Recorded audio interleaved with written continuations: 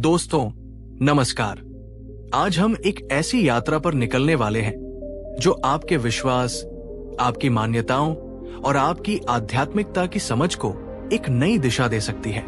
आज हम एक ऐसा प्रश्न पूछने जा रहे हैं जो अक्सर हमारे मन में उठता है, पर हम उसे पूछने से हिचकिचाते हैं। आपने अक्सर सुना होगा और शायद महसूस भी किया होगा कि तथागत गौतम बुद्ध ने अपने जीवन काल में पूजा पाठ, यज्ञ और बाहरी कर्म कांडों से एक स्पष्ट दूरी बना ली थी। लेकिन क्या आपने कभी गहराई से सोचा है कि क्यों? आखिर वो कौन से कारण थे, वो कौन सी गहरी समझ थी जिसकी वजह से एक राजकुमार जो स्वयं एक ऐसी परंपरा में जन्मा था जहां पूजा और यज्ञ जीवन का अभिन्न अंग थे, उसने एक बिल्कुल अलग मार्ग चुना। एक ऐसा मार्ग जो बाहरी मूर्तियों और मंदिरों से हटकर भीतर की ओर जाता था। ये वीडियो किसी भी पूजा पद्धति का अपमान करने के लिए नहीं है, बल्कि उस गहरी सच्चाई को खोजने का एक विनम्र प्रयास है जिसे बुद्ध ने दुनिया के सामने रखा।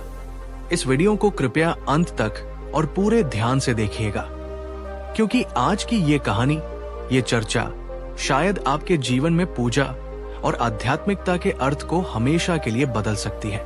ये केवल जानकारी नहीं, बल्कि एक आत्ममंथन होने वाला है। तो चलिए अपने मन को शांत करके इस अद्भुत रहस्य से पर्दा उठाते हैं। दोस्तों, इस कहानी को समझने के लिए हमें 2500 साल पीछे उस समय के भारत में चलना होगा, जब राजकुमार सिद्धार्थ का जन्म आज के नेपाल में स्थित लुम्बिनी के पवित्र स्थल पर हुआ। तब वो एक ऐसा युग था जब धर्म और आध्यात्मिकता का अर्थ मुख्य रूप से पूजा पाठ, यज्ञ और विभिन्न देवी देवताओं को प्रसन्न करने के लिए किए जाने वाले अनुष्ठान थे। समाज में ये मान्यता बहुत गहरी थी कि अगर हम देवताओं की विधि विधान से पूजा करेंगे तो वे प्रसन्न होंगे और हमें धन धान्य, पुत्र और स्वास्थ्य का वरदान देंगे। यज्ञ और हवन करने से हमारे पाप कट जाएंगे और हमें स्वर्ग की प्राप्ति होगी। जीवन की हर समस्या का समाधान किसी न किसी पूजा या कर्म कांड में छिपा है। ये एक ऐसी दुनिया थी जहां धर्म बाहरी क्रियाओं पर अधिक केंद्रित था। लोगों का विश्वास था कि उनकी नियति, उनका सुख दुख सब कुछ बाहरी शक्तियों यानी देवताओं के हाथों में है। उन्हें बस उन शक्तियों को प्रसन्न रखना है। लेकिन क्या कभी आपने रुककर सोचा है, क्या केवल बाहरी पूजा करने से हमारे मन के भीतर का दुख, भीतर की अशांति दूर हो सकती है? क्या बिना अपने कर्मों को सुधारे, बिना अपनी आदतों को बदले, सिर्फ भगवान को फूल और प्रसाद चढ़ाने से हमारा जीवन सच में बदल सकता है? अगर कोई व्यक्ति बहुत पूजा पाठ करता है पर मन में क्रोध, ईर्ष्या और लालच रखता है, तो क्या उसकी पूजा सफल मानी जाएगी? ये साधारण सवाल नहीं है, ये बहुत गहरे सवाल है। और यही सवाल एक दिन कपिलवस्तु के राजकुमार सिद्धार्थ गौतम के युवा मन में एक तूफान की तरह उठे। हम सब जानते हैं कि बुद्ध का असली नाम सिद्धार्थ गौतम था। वे एक राजकुमार थे जिनके पास दुनिया की हर सुख सुविधा थी। उनके पिता राजा शुद्धोदन ने उन्हें दुखों से दूर रखने की हर संभव कोशिश की। उन्होंने महल को इतना भव्य बना दिया था कि सिद्धार्थ को बाहरी दुनिया की कठोर सच्चाइयों का पता ही न चले। लेकिन नियति को कुछ और ही मंजूर था। एक दिन जब सिद्धार्थ महल से बाहर निकले तो उन्होंने 4 ऐसे दृश्य देखे जिन्होंने उनके जीवन की दिशा हमेशा के लिए बदल दी। उन्होंने देखा एक बीमार व्यक्ति जो दर्द से कराह रहा था। सिद्धार्थ को पहली बार एहसास हुआ कि ये शरीर बीमार पड़ सकता है। 2, एक बूढ़ा व्यक्ति जिसकी कमर झुकी हुई थी और जो लाठी के सहारे चल रहा था। सिद्धार्थ को समझ आया कि ये यौवन और शक्ति स्थायी नहीं है, बुढ़ापा निश्चित है। 3, एक मृत व्यक्ति जिसे लोग श्मशान ले जा रहे थे। सिद्धार्थ का हृदय कांप उठा। उन्हें परम सत्य का ज्ञान हुआ कि जीवन का अंत मृत्यु है और इससे कोई नहीं बच सकता। इन 3 दृश्यों ने सिद्धार्थ को भीतर तक झकझोर दिया। उन्होंने सोचा, क्या फायदा इस महल का, इस ऐश्वर्य का, जब एक दिन ये शरीर बीमार होगा, बूढ़ा होगा और अंत में मर जाएगा? ये दुख, ये पीड़ा, ये मृत्यु तो हर इंसान के जीवन का हिस्सा है, चाहे वह राजा हो या रंक। उन्होंने अपने आसपास देखा, लोग मंदिरों में जा रहे थे, पूजा कर रहे थे, यज्ञ कर रहे थे। उन्होंने खुद से पूछा, जब ये दुख, ये बीमारी और ये मृत्यु जीवन की इतनी बड़ी और अटल सच्चाइयां, तो क्या केवल बाहरी पूजा पाठ करने से इनसे स्थायी मुक्ति मिल सकती है? और फिर उन्होंने चौथा दृश्य देखा। 4, एक सन्यासी जिसके चेहरे पर कोई चिंता नहीं थी, कोई भय नहीं था। उसकी आंखों में एक अद्भुत शांति और स्थिरता थी। उसे देखकर सिद्धार्थ को लगा कि शायद दुखों से पार जाने का कोई रास्ता है, और वह रास्ता बाहरी दुनिया में नहीं, बल्कि भीतर की खोज में है। यहीं से राजकुमार सिद्धार्थ की महान यात्रा शुरू हुई। उन्होंने अपने महल, अपनी पत्नी, अपने नवजात पुत्र और अपने राज्य का त्याग कर दिया, सत्य की खोज के लिए, दुख से मुक्ति का मार्ग खोजने के लिए। और इसी खोज ने उन्हें बुद्ध बनाया। दोस्तों, क्या आपके जीवन में भी कभी ऐसा कोई पल आया है जब किसी घटना ने आपको जीवन के गहरे अर्थ के बारे में सोचने पर मजबूर कर दिया हो? कमेंट में हाँ या नहीं लिखकर बताएं। हम जानना चाहते हैं कि क्या आप भी सिद्धार्थ की इस बेचैनी से खुद को जोड़ पाते हैं। दोस्तों, अब हम उस मूल प्रश्न पर आते हैं कि बुद्ध ने पूजा से दूरी क्यों बनाई। ये समझना बहुत जरूरी है कि बुद्ध किसी धर्म या परंपरा के विरोधी नहीं थे। वे एक वैज्ञानिक की तरह थे जो हर चीज को तर्क और अनुभव की कसौटी पर कसते थे। उनकी दूरी अनादर से नहीं, बल्कि एक गहरी समझ से पैदा हुई थी। आइए एक एक करके उन गहरे कारणों को समझते हैं। बुद्ध ने कर्म को पूजा से ऊपर रखा। आप ही अपने भाग्य के निर्माता है। बुद्ध की सबसे क्रांतिकारी शिक्षाओं में से एक थी कर्म का सिद्धांत, जिसे उन्होंने एक बिल्कुल नए और वैज्ञानिक दृष्टिकोण से प्रस्तुत किया। उस समय की मान्यता थी कि देवता हमारे कर्मों का फल देते हैं और पूजा करके हम उन्हें प्रसन्न कर सकते हैं और अपने भाग्य को बदल सकते हैं। बुद्ध ने इस विचार को पूरी तरह से पलट दिया। उन्होंने कहा, कोई बाहरी शक्ति, कोई देवता, कोई ईश्वर आपके भाग्य का निर्माता नहीं है। आप स्वयं अपने विचारों, अपने शब्दों और अपने कर्मों से अपने भाग्य का निर्माण करते हैं।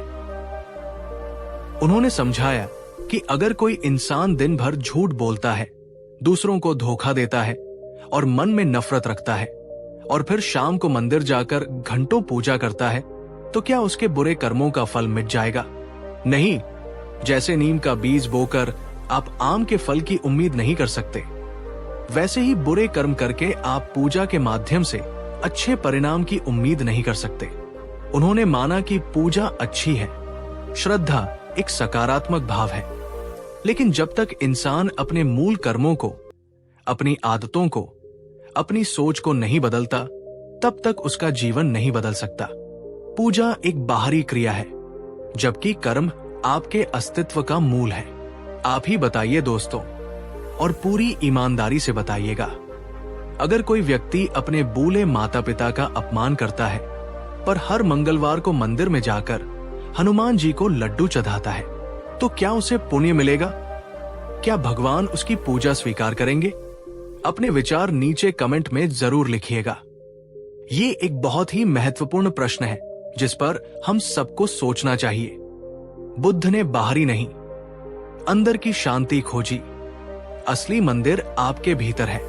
बुद्ध ने देखा कि लोग शांति और खुशी की तलाश में मंदिरों में, तीर्थों में और यज्ञों में भटक रहे थे। वे बाहरी दुनिया में, मूर्तियों में और अनुष्ठानों में शांति ढूंढ रहे थे, लेकिन बुद्ध ने अपनी साधना से ये अनुभव किया कि असली शांति, सच्ची खुशी कहीं बाहर नहीं है, वो आपके अपने मन के भीतर है। उन्होंने कहा, अगर आपका मन शांत है तो आपको झोपड़ी में भी महल जैसा सुख मिलेगा, और अगर आपका मन अशांत है, क्रोध और चिंता से भरा है, तो आपको सोने के महल में भी नरक जैसी पीड़ा महसूस होगी। इसलिए उन्होंने अपना पूरा ध्यान बाहरी पूजा से हटाकर मन को साधने की आंतरिक प्रक्रिया पर केंद्रित किया, जिसे उन्होंने ध्यान मेडिटेशन कहा उनके लिए घंटों मूर्ति के सामने बैठने से कहीं ज्यादा महत्वपूर्ण था कुछ पल आंखें बंद करके अपने मन के भीतर उठने वाले विचारों और भावनाओं को देखना, उन्हें समझना और उन पर विजय प्राप्त करना। उन्होंने सिखाया कि असली मंदिर आपका अपना मन है, उसे साफ सुथरा, शांत और प्रेमपूर्ण बनाना ही सबसे बड़ी पूजा है। दोस्तों, अगर बुद्ध की ये बात आपके दिल को छू गई है कि असली शांति भीतर है, तो इस वीडियो को अपने उन दोस्तों और परिवार वालों के साथ शेयर जरूर करें जो अक्सर तनाव और चिंता में रहते हैं। शायद ये संदेश उन्हें एक नई दिशा दे सके।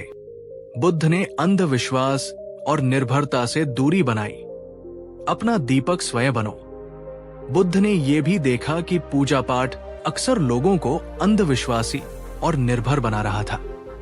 लोग अपनी समस्याओं के समाधान के लिए खुद प्रयास करने के बजाय पूरी तरह से देवताओं या पुजारियों पर निर्भर हो गए थे। मैं ये पूजा करूंगा तो बिना मेहनत किए अमीर हो जाऊंगा, मैं ये मन्नत मांगूंगा तो मेरी बीमारी ठीक हो जाएगी। पंडित जी ने ये उपाय बताया है, अब सब ठीक हो जाएगा।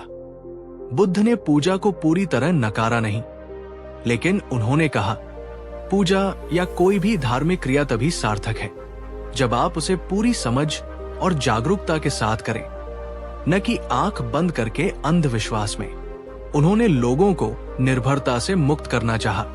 उनका अंतिम और सबसे प्रसिद्ध संदेश था अप दीपो भव, अर्थात अपना दीपक स्वयं बनो। इसका अर्थ था अपनी समस्याओं के समाधान के लिए किसी बाहरी शक्ति या किसी दूसरे व्यक्ति पर निर्भर मत रहो। अपने भीतर ज्ञान, विवेक और साहस का दीपक जलाओ और उसी की रोशनी में अपना मार्ग स्वयं खोजो। बुद्ध ने कहा कि असली अमीरी मेहनत, ईमानदारी और संतोष में है।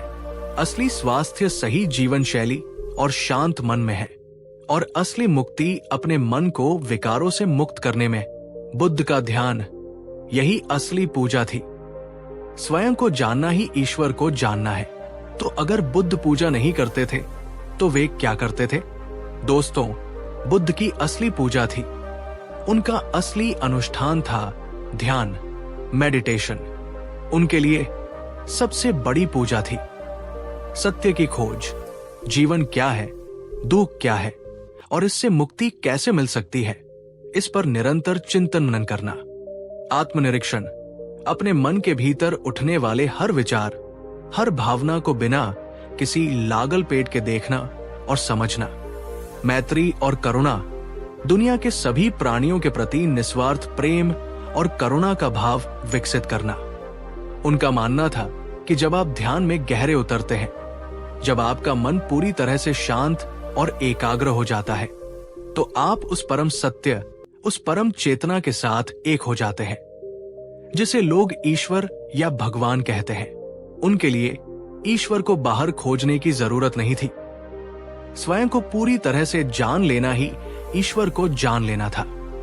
दोस्तों, बुद्ध की ये बातें 2500 साल पुरानी लग सकती हैं, लेकिन अगर आप ध्यान से देखें तो आज के आधुनिक जीवन में भी हम कहीं न कहीं वही गलतियां दोहरा रहे हैं। हमारा जीवन तनाव, चिंता और प्रतिस्पर्धा से भरा हुआ है, और जब हम परेशान होते हैं तो हम अक्सर समाधान के लिए शॉर्टकट ढूंढते हैं। हम सोचते हैं कि किसी विशेष मंदिर में जाकर पूजा करने से हमारी नौकरी की समस्या हल हो जाएगी। हम मानते हैं कि कोई मन्नत मांगने से हमारी परीक्षा में अच्छे नंबर आ जाएंगे। हम उम्मीद करते हैं कि कोई अनुष्ठान करने से हमारे रिश्ते सुधर जाएंगे। ये सब करना गलत नहीं है, ये हमारी श्रद्धा का प्रतीक है। लेकिन बुद्ध हमें याद दिलाते हैं कि ये समीकरण का केवल एक छोटा सा हिस्सा है। असली और स्थायी समाधान तभी मिलेगा जब हम पूजा के साथ साथ अपने कर्मों पर भी काम करेंगे। बुद्ध ने हमें एक बहुत ही सरल और सीधा रास्ता दिखाया। सच्ची पूजा है अपने कर्म अच्छे करना, अपने मन को शांत रखना और सभी के प्रति प्रेम और करुणा का भाव रखना। अब एक सवाल आपसे, और इसका जवाब बहुत ईमानदारी से दीजिएगा। क्या आपने कभी ध्यान, मेडिटेशन करने की कोशिश की है? चाहे सिर्फ 5 मिनट के लिए ही सही। अगर हाँ, तो आपको कैसा अनुभव हुआ? और अगर नहीं, तो क्या चीज आपको रोकती है? अपने अनुभव और अपनी कठिनाइयां नीचे कमेंट में जरूर बताइएगा। आपके कमेंट्स पढ़कर हम सब एक दूसरे से सीखते हैं और प्रेरित होते हैं। दोस्तों, इस पूरी चर्चा का निष्कर्ष निकालते हुए मैं एक बात बिल्कुल साफ कर देना चाहता हूं, ताकि कोई भ्रम न रहे। गौतम बुद्ध ने कभी भी पूजा या भक्ति का अपमान नहीं किया। उन्होंने कभी ये नहीं कहा कि पूजा मत करो या मंदिर मत जाओ। उन्होंने बस ये कहा कि पूजा को अपने जीवन का एकमात्र आधार मत बनाओ। पूजा के साथ साथ और पूजा से भी अधिक महत्वपूर्ण, अपने सही कर्म और अपनी सही समझ को जोड़ो। उनके संदेश को हम ऐसे समझ सकते हैं, अगर आप पूजा करते हैं पर अपने माता पिता का सम्मान नहीं करते तो आपकी पूजा अधूरी है। अगर आप मंदिर में दान देते हैं पर अपने कर्मचारियों को सही वेतन नहीं देते तो आपका दान अधूरा है। अगर आप ईश्वर से शांति मांगते हैं पर अपने मन में दूसरों के लिए नफरत रखते हैं तो आपकी प्रार्थना अधूरी है। बुद्ध के अनुसार असली पूजा क्या है? किसी भूखे को भोजन कराना, ये असली पूजा है। किसी दुखी व्यक्ति को सांत्वना देना, ये असली पूजा है। अपना काम पूरी ईमानदारी और लगन से करना, ये असली पूजा है। अपने मन को क्रोध और ईर्ष्या से मुक्त रखना, ये असली पूजा है। आइए इसे एक छोटी सी कहानी से समझते हैं। एक बार एक बहुत अमीर आदमी बुद्ध के पास आया। उसने बड़े गर्व से कहा, भगवान, मैंने आपके और आपके संघ के लिए सोने का एक बहुत बड़ा स्तूप बनवाया है। मैंने 100 यज्ञ करवाए हैं और हजारों ब्राह्मणों को भोजन कराया है। क्या मुझे इससे मोक्ष मिलेगा? बुद्ध ने उसकी ओर शांति से देखा और मुस्कुराकर कहा, सेठ, तुमने जो भी किया वो बहुत पुण्य का काम है, लेकिन मैं तुम्हें एक और व्यक्ति के बारे में बताता हूं। इस नगर के बाहर एक गरीब लकड़हारा रहता है। वो दिन भर मेहनत करके जो थोड़ा बहुत कमाता है उससे अपने परिवार का पेट पालता है।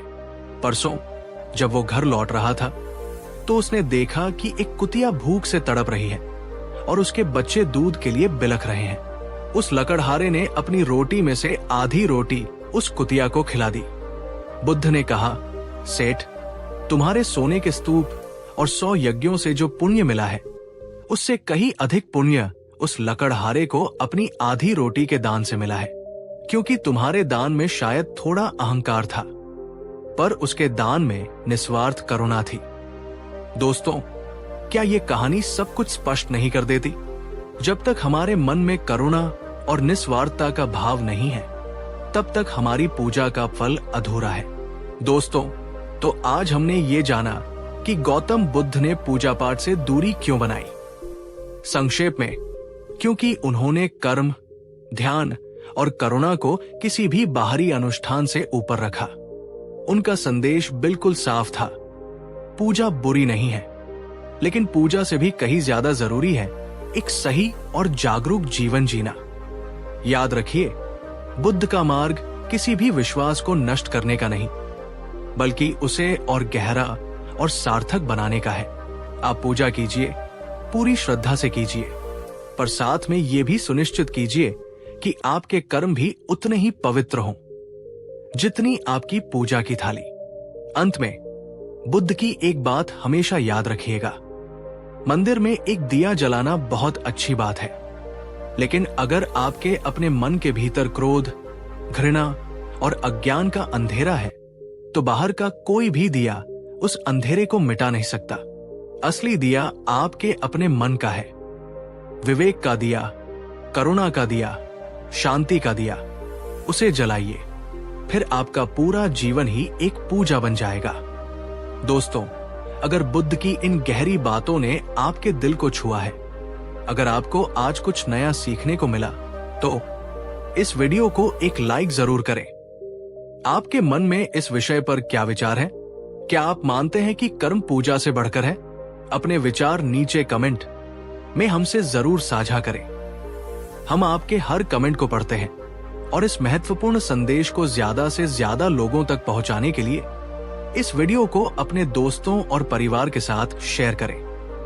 क्योंकि हो सकता है ये संदेश किसी की जिंदगी में आध्यात्मिकता को एक नई और गहरी समझ दे सके और भविष्य में भी ऐसी ही गहरी और जीवन बदलने वाली कहानियों और चर्चाओं के लिए हमारे चैनल को सब्सक्राइब करना और बेल आइकॉन को दबाना न भूलें।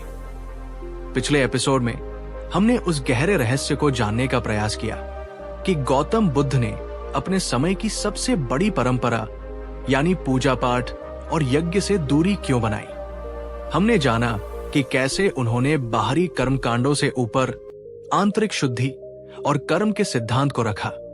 आपने उस वीडियो को जो प्रेम और समर्थन दिया उसके लिए आपका हृदय से धन्यवाद। आज हम उसी यात्रा को एक कदम और आगे बढ़ाएंगे। आज हम ये देखेंगे कि जब बुद्ध ने ये क्रांतिकारी मार्ग अपनाया तो समाज ने, उस समय के लोगों ने उन पर क्या प्रतिक्रिया दी। जब सदियों से चली आ रही परंपराओं पर सवाल उठाए गए तो लोगों ने बुद्ध से क्या पूछा। जब एक राजकुमार ने देवताओं की पूजा छोड़कर अपने भीतर की खोज को ही परम धर्म बताया तो समाज में कैसी खलबली मची। और सबसे महत्वपूर्ण, जब समाज ने बुद्ध को घेरकर ये सवाल किया, हे सन्यासी, आप पूजा क्यों नहीं करते? क्या आप नास्तिक हैं? क्या आप परंपराओं का अपमान कर रहे हैं? तो बुद्ध ने उन तीखे सवालों का क्या जवाब दिया? उनके जवाब सुनकर लोग कैसे चौंक गए और सोचने पर मजबूर हो गए। तो दोस्तों, इस वीडियो को अंत तक और पूरे ध्यान से देखिएगा, क्योंकि ये कहानी सिर्फ बुद्ध के बारे में नहीं है। ये कहानी हमारे अपने समाज, हमारी अपनी परंपराओं और हमारे अपने विश्वासों पर सवाल उठाने की हिम्मत के बारे में है। ये आपको सोचने पर मजबूर कर देगी। चलिए समय में पीछे लौटते हैं और देखते हैं कि जब एक जागृत आत्मा ने परंपराओं को चुनौती दी तो क्या हुआ। जब बुद्ध ने अपने ज्ञान को लोगों के साथ बांटना शुरू किया और ध्यान, करुणा तथा कर्म के मार्ग को ही मुक्ति का सच्चा मार्ग बताया तो तत्कालीन समाज में, विशेषकर परंपरावादी वर्गों में, एक तूफानी हलचल मच गई। सोचिए, एक ऐसा समाज जहां हर व्यक्ति का जीवन जन्म से लेकर मृत्यु तक पूजा पाठ, यज्ञ, बलि और अनगिनत कर्मकांडों से बंधा हुआ था। जहां यह माना जाता था कि देवताओं की कृपा के बिना पत्ता भी नहीं हिल सकता। उस समाज में एक व्यक्ति आकर कह रहा था कि तुम्हारी मुक्ति तुम्हारे अपने हाथों में है, किसी देवता के हाथों में नहीं। लोग तरह तरह की बातें करने लगे। कुछ साधारण लोग जो उन्हें श्रद्धा से देखते थे वे भ्रमित थे। वे सोचते थे, क्या हमारे पूर्वज गलत थे? क्या हमारी पूजा व्यर्थ है? कुछ परंपरावादी ब्राह्मण और पुजारी क्रोधित थे। उन्हें लगा कि ये व्यक्ति हमारी सदियों पुरानी व्यवस्था को नष्ट कर रहा है। वे कहते, ये राजकुमार नास्तिक हो गया है, ये लोगों को धर्म के मार्ग से भटका रहा है। कुछ ज्ञानी और तर्कशास्त्री हैरान थे। वे कहते, ये कैसी बातें कर रहा है? बिना ईश्वर और देवताओं की पूजा के कोई धर्म कैसे हो सकता है?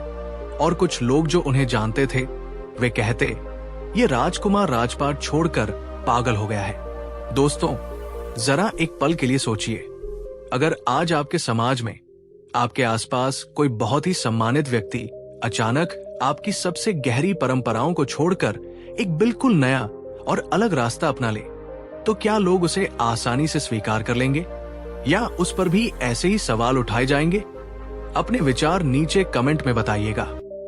ये हमें मानव स्वभाव को समझने में मदद करता है। ये बुद्ध के लिए एक बहुत बड़ी चुनौती थी। उन्हें न केवल लोगों को एक नया मार्ग दिखाना था, बल्कि उनके मन में सदियों से जमी हुई मान्यताओं की परतों को भी बड़ी कोमलता और तर्क से हटाना था। एक दिन बुद्ध विहार करते हुए एक ऐसे गांव में पहुंचे जो अपनी कर्मकांडी परंपराओं और यज्ञों के लिए प्रसिद्ध था। गांव के मुखिया और प्रमुख ब्राह्मणों ने जब सुना कि बुद्ध आए हैं और वे पूजा पाठ को महत्व नहीं देते, तो वे सब मिलकर बुद्ध से शास्त्रार्थ करने पहुंच गए। एक वृद्ध और अत्यंत सम्मानित ब्राह्मण ने आगे बढ़कर हाथ जोड़कर पर दृढ़ स्वर में पूछा, ब्राह्मण हे सन्यासी, हमने सुना है कि आप देवताओं की पूजा नहीं करते, यज्ञों का खंडन करते हैं और लोगों को ध्यान करने के लिए कहते हैं। हम आपका सम्मान करते हैं, पर हमारा प्रश्न ये है कि बिना देवताओं को प्रसन्न किए, बिना उनकी पूजा किए किसी प्राणी का कल्याण या मोक्ष कैसे संभव है? हमारे वेद और शास्त्र तो यही सिखाते हैं। सभा में सन्नाटा छा गया। सब लोग बुद्ध के उत्तर की प्रतीक्षा करने लगे। बुद्ध के चेहरे पर कोई तनाव नहीं था। वे मंद मंद मुस्कुराए और अत्यंत शांत और मधुर वाणी में बोले, हे विद्वान ब्राह्मण, मैं आपके प्रश्न का सम्मान करता हूं। मुझे आप एक प्रश्न का उत्तर दीजिए। मान लीजिए एक किसान है जिसके पास बहुत उपजाऊ भूमि है। वो अपने खेत में उत्तम बीज न बोए, समय पर उसे पानी से न सींचे, खरपतवार न हटाए और रात दिन केवल खेत के किनारे बैठकर इंद्रदेव से अच्छी फसल देने की प्रार्थना करे।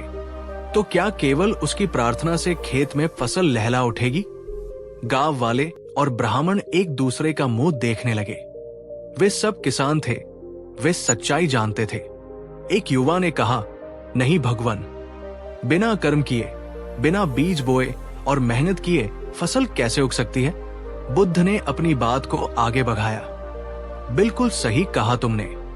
ठीक इसी प्रकार ये जीवन एक खेत है। हमारे अच्छे कर्म बीज है, हमारी मेहनत और हमारा सही आचरण सिंचाई है, और जो परिणाम हमें मिलता है वो फसल है। पूजा और प्रार्थना श्रद्धा का प्रतीक है। वे मन को बल दे सकती है, लेकिन वे कर्म का स्थान नहीं ले सकती। उन्होंने आगे कहा, मैं पूजा का विरोधी नहीं हूं, मैं अधूरे कर्म का विरोधी हूं। पूजा अच्छी है, लेकिन पूजा से कहीं ज्यादा जरूरी है सही कर्म करना। पहले अपने जीवन के खेत में अच्छाई, ईमानदारी और करुणा के बीज बो, फिर देखो तुम्हारी फसल कैसी लहलहाती है। दोस्तों, आप ही बताइए, बुद्ध का ये तर्क कितना सीधा, सरल और शक्तिशाली था। अगर एक विद्यार्थी साल भर पढ़ाई न करे और परीक्षा के दिन मंदिर में जाकर प्रार्थना करे कि वो पास हो जाए, तो क्या यह संभव है? अगर आपको बुद्ध की ये बात तर्कसंगत और सच्ची लगती है, तो अपना समर्थन दिखाने के लिए लाइक का बटन जरूर दबाइएगा। गांव के लोग बुद्ध के तर्क से प्रभावित तो हुए, पर उनके मन में अभी भी शंका थी। एक और ब्राह्मण ने पूछा, लेकिन भगवान, पूजा पाठ से मन को शांति मिलती है, जीवन में प्रकाश आता है, उसे छोड़कर हम आपके ध्यान के मार्ग पर क्यों चले? बुद्ध ने लोगों को समझाने के लिए एक और सुंदर और गहरा उदाहरण दिया। उन्होंने कहा, मान लो एक बहुत ही अंधेरा कमरा है। तुम उस कमरे में एक सुंदर सा सोने का दीपक रख दो। उस दीपक के सामने तुम सुंदर फूल चढ़ाओ, मीठा प्रसाद रखो और दिन भर हाथ जोड़कर उससे प्रार्थना करो कि हे दीपक प्रकाश दो, हे दीपक प्रकाश दो। तो क्या उस कमरे में रोशनी हो जाएगी? सब लोग एक स्वर में बोले, नहीं भगवान, ऐसा कैसे हो सकता है? बुद्ध ने पूछा, तो रोशनी कैसे होगी? एक व्यक्ति ने उत्तर दिया, भगवान, रोशनी तभी होगी जब हम उस दीपक में तेल डालेंगे, उसमें बाती लगाएंगे और उस बाती को अग्नि से प्रज्वलित करेंगे। बुद्ध के चेहरे पर एक ज्ञान भरी मुस्कान फैल गई। उन्होंने कहा, ठीक यही रहस्य है मेरे भाइयों। ये हमारा मन उस अंधेरे कमरे की तरह है।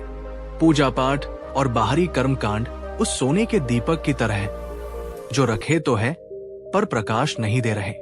असली प्रकाश, असली ज्ञान की रोशनी तब मिलती है जब हम अपने मन रूपी दीपक में करुणा और शील का तेल डालते हैं, उसमें विवेक की बाती लगाते हैं और उसे ध्यान की अग्नि से प्रज्वलित करते हैं। उन्होंने समझाया कि पूजा बाहरी है, जबकि ध्यान आंतरिक है। पूजा में हम किसी बाहरी शक्ति से मांगते हैं, जबकि ध्यान में हम अपनी भीतरी शक्ति को जगाते हैं। दोस्तों, क्या ये बात सीधे हमारे दिल को नहीं छू जाती? हम सब जीवन में प्रकाश चाहते हैं, पर क्या हम उसे सही जगह खोज रहे हैं? अगर आपको भी लगता है कि असली रोशनी हमारे अपने भीतर से आती है, तो नीचे कमेंट में लिखिए, मन का दीपक जलाना है। ये एक संकल्प की तरह होगा, खुद को याद दिलाने के लिए। बुद्ध केवल सैद्धांतिक बातें नहीं करते थे, वे लोगों के जीवन से जुड़े उदाहरण देते थे। उनके पास हर तरह के लोग अपनी समस्याएं लेकर आते थे। ऐसी ही एक कहानी है एक लालची व्यापारी की।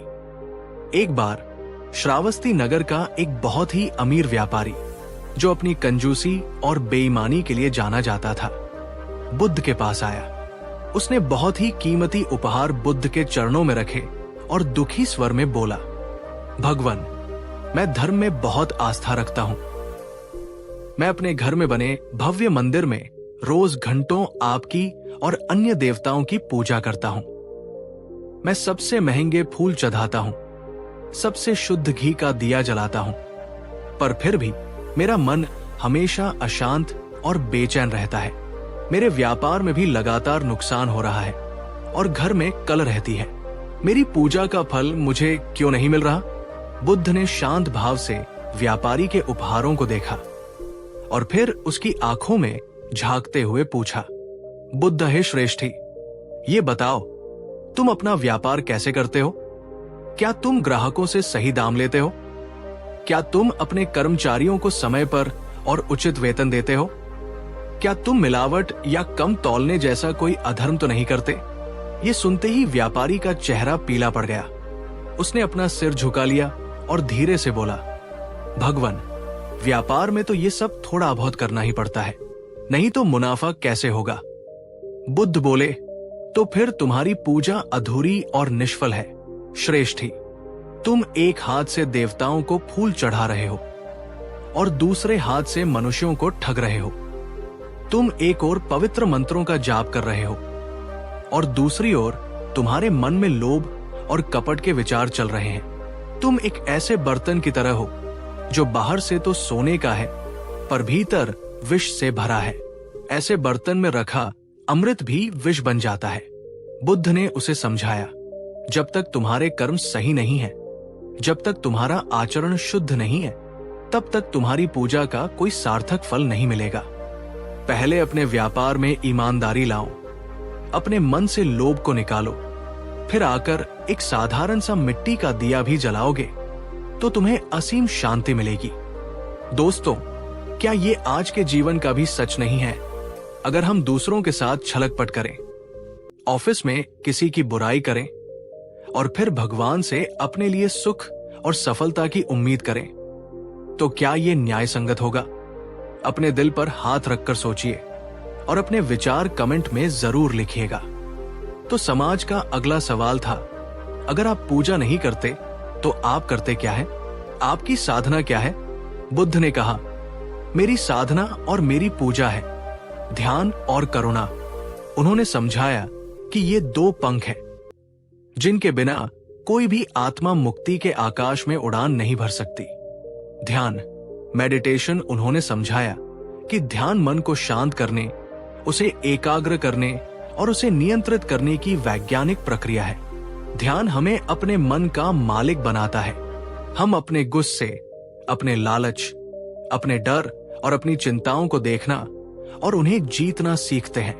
ध्यान हमें भीतर की उस अनंत शांति और आनंद के स्रोत से जोड़ता है जिसे हम बाहर खोजते रहते हैं। ध्यान से हमारी समझ गहरी होती है और हम जीवन को अधिक स्पष्टता से देख पाते हैं। दोस्तों, अब एक सवाल आपसे, और मैं चाहता हूं कि आप सब इसमें भाग लें। क्या आपने कभी सुबह उठकर या रात को सोने से पहले सिर्फ 10 मिनट आंखें बंद करके शांति से बैठने और अपनी सांसों को देखने की कोशिश की है?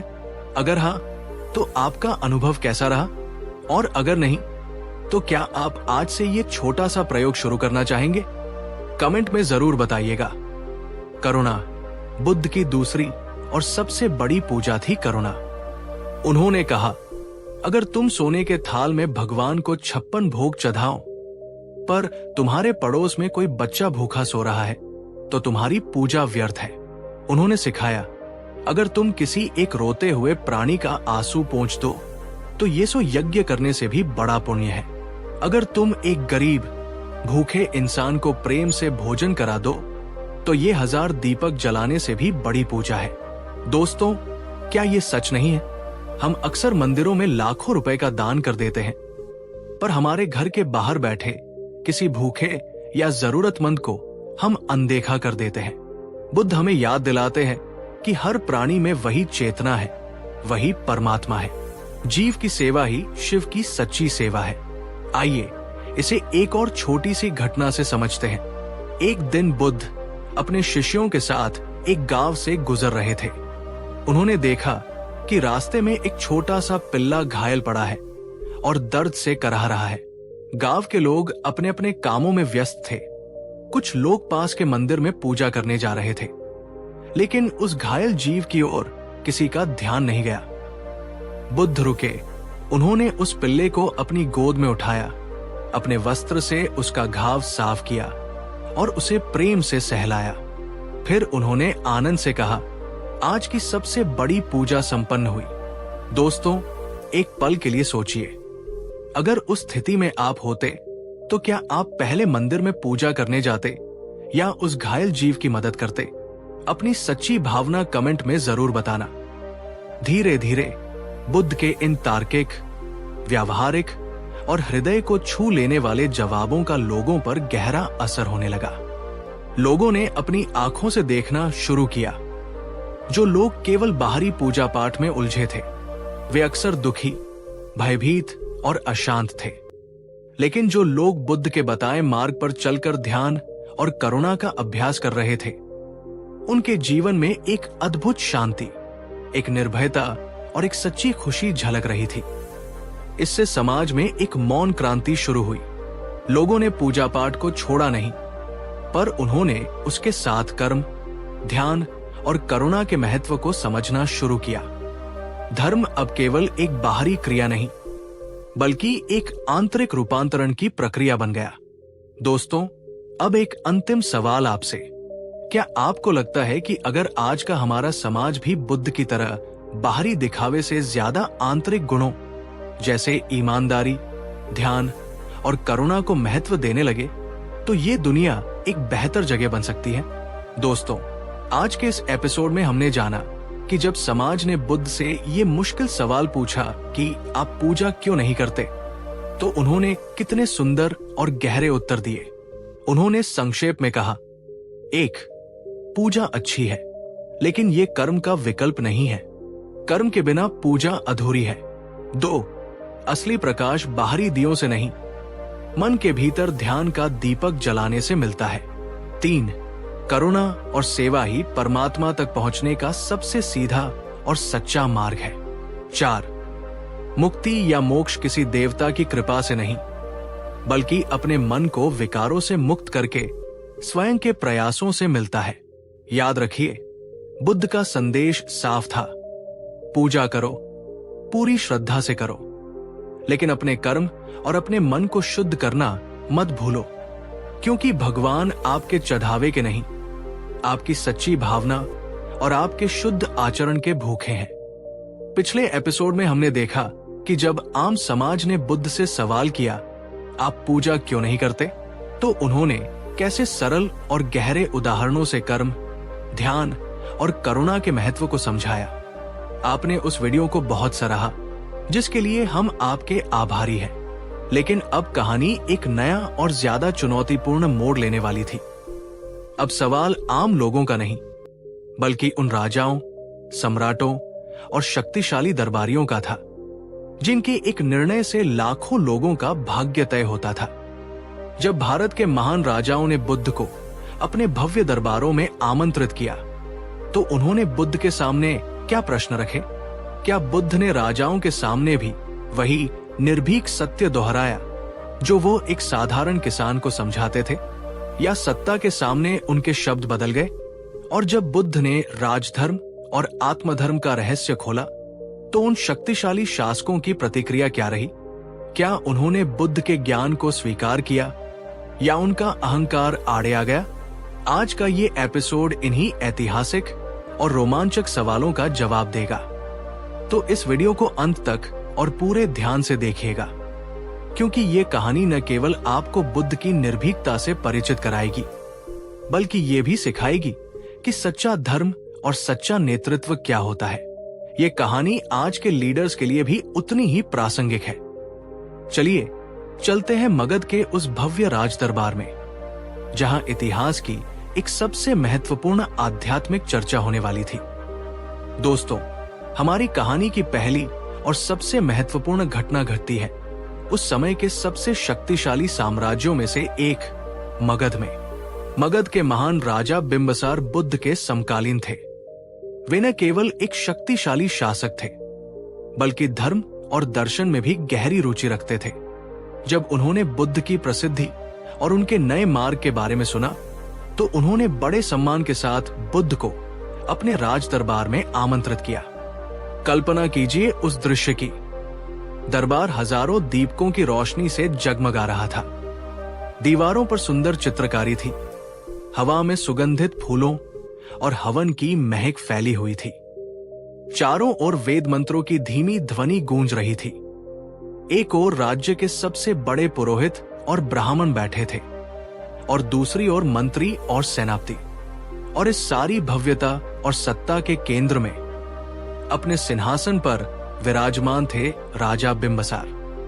बुद्ध ने जब उस सभा में प्रवेश किया, तो उनके सरल भगवा वस्त्र और उनके चेहरे की अलौकिक शांति उस दरबार की सारी चमक दमक पर भारी पड़ रही थी। राजा बिंबसार सिंहासन से उतरे। उन्होंने बुद्ध को प्रणाम किया और उन्हें अपने पास एक उच्चासन पर बिठाया। कुछ देर की औपचारिक चर्चा के बाद राजा ने हाथ जोड़कर वो प्रश्न पूछा जो उनके मन को मथ रहा था। राजा बिंबसार, हे महात्मन, आप स्वयं एक राजकुमार थे। आप हमारी परंपराओं को भली भांति जानते हैं। हम आपके ज्ञान और आपकी साधना का हृदय से सम्मान करते हैं, पर हमारा मन ये समझने में असमर्थ है कि आप इतने महान ज्ञानी होकर भी देवताओं की पूजा और यज्ञों से विमुख क्यों हैं? क्या देवताओं की कृपा के बिना इतना बड़ा साम्राज्य चलाया जा सकता है? क्या उनकी पूजा किए बिना किसी राजा या उसकी प्रजा का कल्याण और मोक्ष संभव है? पूरे दरबार में सन्नाटा छा गया। ये एक सीधा और बहुत ही साहसिक प्रश्न था। बुद्ध मुस्कुराए। उनकी मुस्कान में निंदा नहीं, बल्कि एक गहरी करुणा थी। उन्होंने राजा की ओर देखकर कहा, हे महाराज, मैं आपके प्रश्न की गहराई को समझता हूं। आप एक धर्मपरायण राजा हैं, पर आप ही मुझे बताइए, यदि आपकी सेना युद्ध के मैदान में शस्त्र छोड़कर बैठ जाए और केवल विजय के देवता से जीत की प्रार्थना करती रहे, तो क्या आपका राज्य सुरक्षित रहेगा? राजा बिंबसार ये सुनकर चौंक गए। उन्होंने एक पल सोचा और फिर कहा, नहीं महात्मन, ये तो असंभव है। बिना पराक्रम और युद्ध कौशल के केवल प्रार्थना से युद्ध नहीं जीता जा सकता। बुद्ध ने अपनी बात को आगे बढ़ाया। ठीक इसी प्रकार हे राजन, ये जीवन भी एक युद्ध का मैदान है, जहां हमें निरंतर अपनी भीतरी और बाहरी चुनौतियों से लड़ना पड़ता है। केवल पूजा करने से, केवल देवताओं से प्रार्थना करने से जीवन का दुख, समाज की समस्याएं और मन की अशांति दूर नहीं होगी। मोक्ष या मुक्ति किसी देवता के वरदान से नहीं मिलती। वो अपने सही कर्म से, अपनी प्रज्ञा से और अपने मन को विकारों से मुक्त करने से मिलती है। पूजा तभी सार्थक है जब वो आपके श्रेष्ठ कर्मों के साथ जुड़ी हो। कर्मविहीन पूजा ऐसी ही है जैसे बिना परिश्रम के फसल की कामना करना। बुद्ध का ये सीधा, तर्कपूर्ण और व्यावहारिक उत्तर सुनकर राजा बिंबसार निरुत्तर हो गए। उन्हें पहली बार समझ आया कि धर्म केवल एक अनुष्ठान नहीं, बल्कि एक जीवन जीने की कला है। दोस्तों, एक पल के लिए रुकते हैं और बुद्ध के इस जवाब पर चिंतन करते हैं। आपसे एक सवाल है, अगर हम अपने जीवन में सफलता चाहते हैं, मान लीजिए हमें कोई परीक्षा पास करनी है या अपने व्यापार को सफल बनाना है, तो क्या सिर्फ मंदिर जाकर प्रार्थना करने से या किसी ज्योतिषीय उपाय को करने से हमें सफलता मिल जाएगी? या उसके लिए हमें कड़ी मेहनत, सही रणनीति और निरंतर प्रयास भी करने होंगे? अपने सच्चे विचार नीचे कमेंट में जरूर लिखिएगा। बुद्ध हमें यही समझा रहे थे कि श्रद्धा और प्रार्थना अपनी जगह महत्वपूर्ण है। वे हमें मानसिक बल दे सकती हैं, पर वे कभी भी कर्म का स्थान नहीं ले सकती। दोस्तों, अब हमारी कहानी पहुंचती है एक और महान राज्य कोसल में। कोसल के राजा प्रसेनजित भी बुद्ध के प्रति बहुत श्रद्धा रखते थे। पर वे अपनी परंपराओं में भी गहरे बंधे हुए थे। वे अक्सर बड़े बड़े यज्ञों और अनुष्ठानों का आयोजन करते थे, जिनमें हजारों पशुओं की बलि दी जाती थी और अपार धन संपदा खर्च होती थी। एक ऐसे ही विशाल यज्ञ के आयोजन के बाद राजा प्रसेनजित बुद्ध से मिलने गए। वे थोड़े अहंकार और थोड़ी जिज्ञासा के भाव से भरे हुए थे। उन्होंने बुद्ध को प्रणाम किया और कहा, गुरुदेव, मैंने अभी अभी राज्य की सुख शांति और समृद्धि के लिए एक अश्वमेध यज्ञ संपन्न किया है। इसमें सौराष्ट्र के सर्वश्रेष्ठ घोड़ों की बलि दी गई, हजारों मन घी और चंदन की लकड़ियां स्वाहा की गई और देश के कोने कोने से आए ब्राह्मणों को स्वर्ण मुद्राएं दान की गई। पर मेरे मन में एक प्रश्न है। हम राजा महाराजा इतना धर्म कर्म करते हैं, इतनी पूजा और यज्ञ करते हैं, लेकिन फिर भी हमारे राज्यों में युद्ध का भय, बीमारियों का प्रकोप और अकाल की समस्या क्यों बनी रहती है? प्रजा सुखी क्यों नहीं है? ये एक बहुत ही गहरा और चुभने वाला प्रश्न था। राजा अपनी पूजा और कर्म कांडों की प्रभावशीलता पर ही सवाल उठा रहे थे। बुद्ध ने एक पल की शांति के बाद राजा की आंखों में सीधे देखते हुए कहा, हे राजन, आपने यज्ञ में हजारों मन घी तो डाला, पर क्या आपने ये सुनिश्चित किया कि आपके राज्य में कोई भी बच्चा भूखा न सोए? आपने ब्राह्मणों को स्वर्ण मुद्राएं तो दी, पर क्या आपने ये सुनिश्चित किया कि आपके राज्य में हर किसान को उसकी मेहनत का सही मूल्य मिले? आपने देवताओं को प्रसन्न करने के लिए पशुओं की बलि तो दी, पर क्या आपने ये सुनिश्चित किया कि आपके राज्य में किसी निर्दोष मनुष्य के साथ अन्याय न हो? राजा प्रसेनजित चुप हो गए।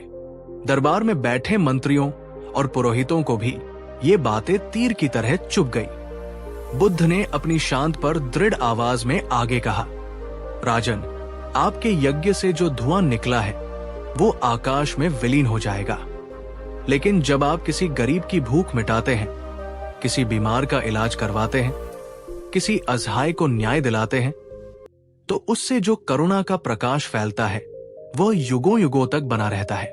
आप ही बताइए, आप अपने राज्य में क्षणभंगुर धुआं फैलाना चाहते हैं या शाश्वत प्रकाश?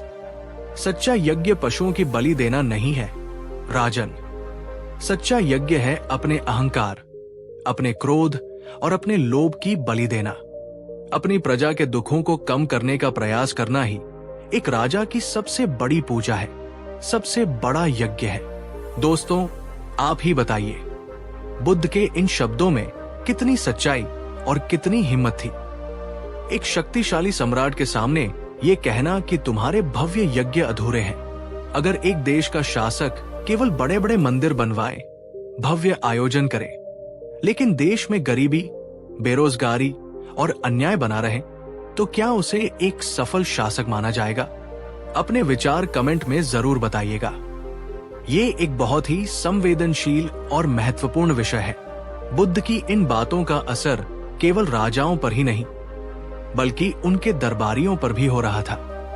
एक दिन कोसल दरबार का एक वरिष्ठ और धनी दरबारी अकेले में बुद्ध से मिला।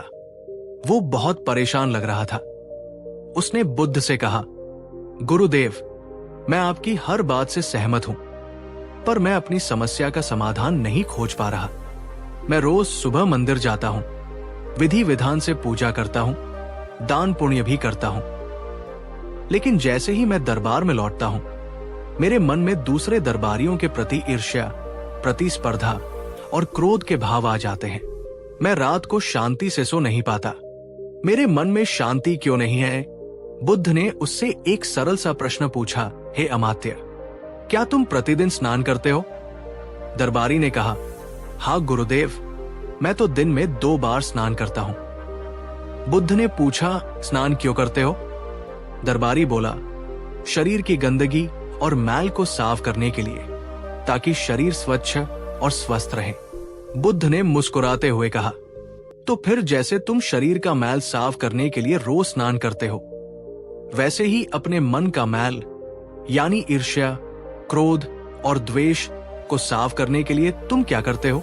जब तक तुम हर रोज ध्यान रूपी जल से अपने मन को स्नान नहीं कराओगे, उसे स्वच्छ नहीं करोगे, तब तक मंदिरों में चढ़ाए गए फूल भी तुम्हारे मन को सुगंधित नहीं कर पाएंगे, वे भी तुम्हारे मन की दुर्गंध में मुरझा जाएंगे।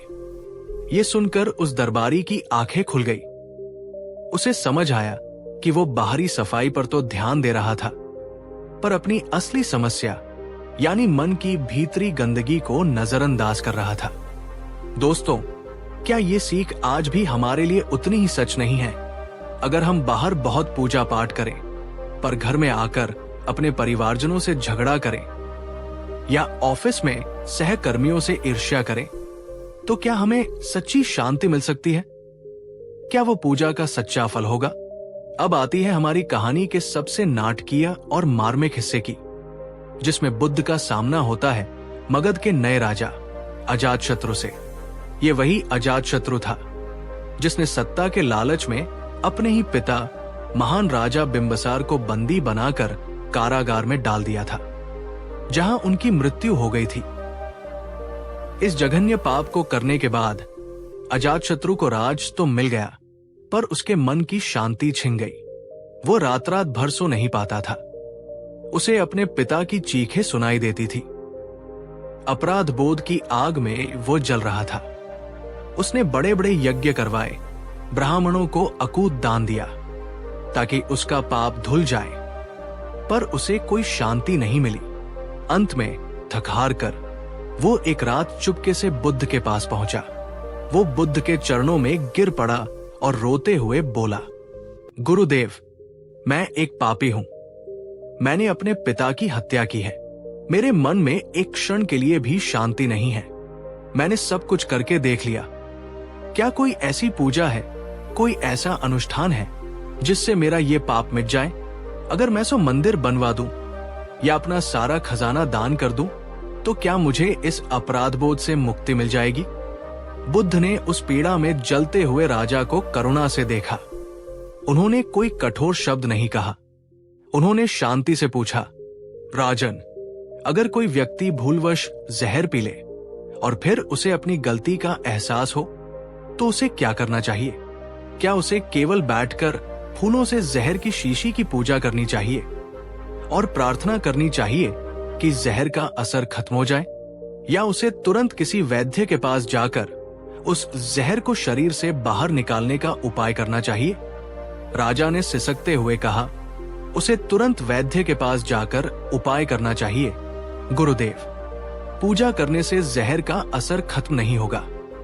बुद्ध बोले, ठीक इसी प्रकार हे राजन, पाप का विष केवल बाहरी पूजा या दान से नहीं धुलता। पाप का विष तब धुलता है जब तुम सच्चे हृदय से पश्चाताप करो और फिर उस विष को निकालने के लिए सही कर्मों की औषधि का सेवन करो। राजा ने पूछा, क्या है वो औषधि गुरुदेव? बुद्ध ने कहा, तुमने अपने पिता के साथ अन्याय किया। अब तुम अपनी प्रजा के पिता बनो। उनके साथ न्याय करो, उनके दुखों को दूर करो, उनकी सेवा करो। जब तुम्हारी प्रजा तुम्हें आशीर्वाद देगी, जब उनके हृदय से तुम्हारे लिए प्रेम निकलेगा, वही प्रेम तुम्हारे अपराध बोध के घावों पर मरहम का काम करेगा। पश्चाताप और सेवा, यही तुम्हारे पाप का सच्चा प्रायश्चित है। राजा अजातशत्रु की आंखों से पश्चाताप के आंसू बह निकले। उसे पहली बार मुक्ति का एक सच्चा मार्ग दिखाई दिया था। उस दिन के बाद अजातशत्रु एक क्रूर शासक से एक न्यायप्रिय और प्रजापालक राजा बन गया और बाद में उसने बौद्ध धर्म के प्रचार प्रसार में बहुत बड़ा योगदान दिया। दोस्तों, राजा अजातशत्रु की ये कहानी हमें बहुत कुछ सिखाती है। आपसे एक अंतिम सवाल, क्या आपको लगता है कि बड़ी से बड़ी गलती या पाप को केवल पूजा पाठ या धन दौलत से मिटाया जा सकता है, या इंसान को सच में अपने कर्मों को बदलकर और दूसरों की भलाई करके ही उसका प्रायश्चित करना पड़ता है? आपके विचार इस पर बहुत मायने रखते हैं। नीचे कमेंट में बताइएगा। दोस्तों, तो आज हमने देखा कि जब राजाओं और दरबारियों ने बुद्ध से उनके मार्ग पर सवाल उठाए, तो उन्होंने कितनी सरलता, कितने तर्क और कितनी करुणा से उन्हें राजधर्म का असली मर्म समझाया। बुद्ध ने राजाओं से जो कहा, उसका सार यही था। एक राजा की असली पूजा उसकी प्रजा की सेवा करना है। भूखे को अन्न, बीमार को दवा और हर नागरिक को न्याय देना ही सबसे बड़ा यज्ञ है। 2, अगर राजा स्वयं न्यायप्रिय और धर्मपरायण नहीं है तो उसके द्वारा करवाए गए लाखों के यज्ञ और पूजा पाठ व्यर्थ है। 3, करुणा और धर्म ही किसी साम्राज्य की असली नींव है। शस्त्रों से राज्य जीता जा सकता है, पर उसे टिकाए रखने के लिए धर्म और प्रजा का प्रेम आवश्यक है। 4, पाप का प्रायश्चित बाहरी अनुष्ठानों से नहीं, बल्कि आंतरिक पश्चाताप और सुधारात्मक कर्मों से होता है। बुद्ध का संदेश बिल्कुल साफ था। पूजा का सम्मान करो, अपनी श्रद्धा बनाए रखो, लेकिन ये कभी मत भूलो कि पूजा से भी बड़ी शक्ति और बड़ा धर्म है सही कर्म, सच्ची करुणा और निर्मल ध्यान। अगर एक राजा केवल पूजा करे लेकिन अपनी प्रजा की सेवा और सुरक्षा के कर्म को भूल जाए तो उसकी पूजा अधूरी और निष्फल है। याद रखिए दोस्तों, भगवान तक पहुंचने का रास्ता केवल मंदिर के दरवाजे से होकर नहीं जाता, वो हर उस दुखी और जरूरतमंद प्राणी के हृदय से होकर भी जाता है जिसकी आप मदद करते हैं। पिछले एपिसोड में हमने देखा कि जब बुद्ध का सामना उस समय के सबसे शक्तिशाली राजाओं और सम्राटों से हुआ तो उन्होंने कैसे निर्भीकता से उन्हें राजधर्म का असली अर्थ समझाया। उन्होंने बताया कि एक राजा की सबसे बड़ी पूजा उसकी प्रजा की सेवा है, न कि केवल यज्ञ और अनुष्ठान। आज हम इस यात्रा के सबसे महत्वपूर्ण और व्यावहारिक पड़ाव पर आ पहुंचे हैं। आज हम देखेंगे कि जब बुद्ध की शिक्षाएं राजमहलों की ऊंची दीवारों से निकलकर साधारण लोगों के घरांगन तक पहुंची, जब उनका सामना आप और हम जैसे साधारण गृहस्थों, किसानों, व्यापारियों और विशेषकर स्त्रियों से हुआ, तो उन्होंने उन्हें क्या सिखाया। एक आम आदमी जो दिन भर अपनी आजीविका के लिए संघर्ष करता है, वो ध्यान और साधना कैसे करे। एक स्त्री जो घर परिवार की जिम्मेदारियों में बंधी है, वो अपनी मुक्ति का मार्ग कैसे खोजे। क्या बुद्ध ने उन्हें भी पूजा पाठ छोड़ने के लिए कहा या उनके लिए कोई अलग, सरल और व्यावहारिक मार्ग सुझाया। ये एपिसोड हम सब के लिए है। ये उन लोगों के लिए है जो सोचते हैं कि आध्यात्मिकता केवल साधु संतों के लिए है और गृहस्थ जीवन में रहते हुए शांति पाना संभव नहीं है। तो इस वीडियो को अंत तक और अपने पूरे परिवार के साथ देखिएगा, क्योंकि बुद्ध की ये शिक्षाएं आपके अपने घर को, आपके अपने जीवन को एक मंदिर में बदल सकती है। चलिए चलते हैं उन गांवों और नगरों में जहां बुद्ध आम लोगों के दिलों को छू रहे थे। दोस्तों, बुद्ध का मार्ग केवल भिक्षुओं और सन्यासियों के लिए नहीं था। वे जानते थे कि समाज का एक बहुत बड़ा हिस्सा गृहस्थों का है, जिनके जीवन की चुनौतियां और प्राथमिकताएं बिल्कुल अलग है। उनके पास न तो राजमहलों जैसी संपदा थी और न ही भिक्षुओं जैसा खाली समय। एक बार बुद्ध एक ऐसे ही गांव में पहुंचे जहां अधिकांश लोग किसान और कारीगर थे। वे बहुत धार्मिक थे, रोज सुबह पास के मंदिर में पूजा करने जाते थे, देवताओं को फूल और फल चढ़ाते थे। लेकिन इसके बावजूद उनके जीवन में चिंता, अभाव और असंतोष बना हुआ था। फसल अच्छी होगी या नहीं, बच्चों का भविष्य कैसा होगा, बीमार पड़ गए तो क्या होगा, ये चिंताएं उन्हें घेरे रहती थी। गांव के कुछ बुजुर्ग और समझदार लोग बुद्ध के पास आए। उन्होंने हाथ जोड़कर कहा, भगवान, हम आपकी शिक्षाओं के बारे में सुनते हैं। आप ध्यान और आत्मज्ञान की बात करते हैं, पर हम साधारण गृहस्थ हैं। हमें सुबह से शाम तक अपने परिवार का पेट पालने के लिए मेहनत करनी पड़ती है। हमारे पास घंटों तक बैठकर ध्यान करने का समय कहाँ है। हम तो बस सुबह शाम थोड़ी पूजा कर लेते हैं ताकि देवता हम पर कृपा बनाए रखें। एक किसान ने अपनी दुविधा व्यक्त की, भगवान, आप ही बताइए, हम पहले पेट की पूजा करें या भगवान की पूजा। अगर हम ध्यान करने बैठेंगे तो हमारे खेत कौन जोतेगा। ये एक बहुत ही सच्चा और व्यावहारिक प्रश्न था। बुद्ध मुस्कुराए। उनकी आंखों में उन मेहनतकश लोगों के लिए अपार करुणा थी। उन्होंने कहा, मेरे प्रिय मित्रों, तुमने बहुत ही उत्तम प्रश्न पूछा है। मैंने कभी ये नहीं कहा कि तुम अपना काम धंधा छोड़कर, अपनी जिम्मेदारियों से मुंह मोड़कर साधु बन जाओ। गृहस्थ धर्म का पालन करना भी उतना ही पवित्र है जितना एक भिक्षु का जीवन। उन्होंने आगे कहा, तुम पूछते हो कि पूजा करे या काम? मैं कहता हूं, अपने काम को ही पूजा बना लो। जब तुम पूरी ईमानदारी और लगन से अपने खेत में हल चलाते हो तो वो तुम्हारी सच्ची पूजा है। जब एक कुम्हार पूरे ध्यान और प्रेम से एक घड़ा बनाता है तो वो उसका ध्यान है। जब एक माँ अपने बच्चे को निस्वार्थ प्रेम से पालती है तो वो उसकी सबसे बड़ी भक्ति है। पूजा केवल मंदिर में बैठकर मंत्र जपने का नाम नहीं है। अपने कर्तव्य को, अपनी जिम्मेदारी को पूरी सच्चाई, ईमानदारी और सजगता के साथ निभाना ही गृहस्थ की सबसे बड़ी पूजा है। ये सुनकर उन गांव वालों की आंखें खुल गई। उन्हें पहली बार ये समझ आया कि धर्म और जीवन अलग अलग नहीं है, बल्कि जीवन को सही ढंग से जीना ही असली धर्म है। दोस्तों, एक पल के लिए रुकते हैं और बुद्ध की इस अद्भुत सीख पर विचार करते हैं। बुद्ध हमें अपने काम को बोझ समझने के बजाय उसे एक पवित्र अवसर के रूप में देखने के लिए कह रहे हैं। आपसे एक सवाल है, क्या आप जो भी काम करते हैं, चाहे आप एक स्टूडेंट हो, एक कर्मचारी हो, एक व्यापारी हो या एक गृहिणी, क्या आप अपने उस काम को पूरी ईमानदारी, लगन और एक पूजा के भाव से करते हैं, या आप उसे केवल एक मजबूरी या पैसा कमाने का एक साधन मानते हैं? अपने सच्चे विचार नीचे कमेंट में जरूर लिखिएगा। ये आत्ममंथन हमें अपने जीवन को एक नया अर्थ देने में मदद कर सकता है। बुद्ध के समय में समाज में स्त्रियों की स्थिति बहुत दोयम दर्जे की थी। उन्हें अक्सर पुरुषों से कमतर समझा जाता था और धार्मिक क्रियाकलापों में उनकी भूमिका बहुत सीमित थी।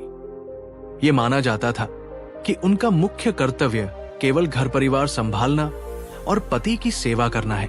जब बुद्ध ने अपना संघ स्थापित किया तो उन्होंने एक क्रांतिकारी कदम उठाया। उन्होंने स्त्रियों को भी संघ में प्रवेश करने और भिक्षुणी बनने का समान अधिकार दिया।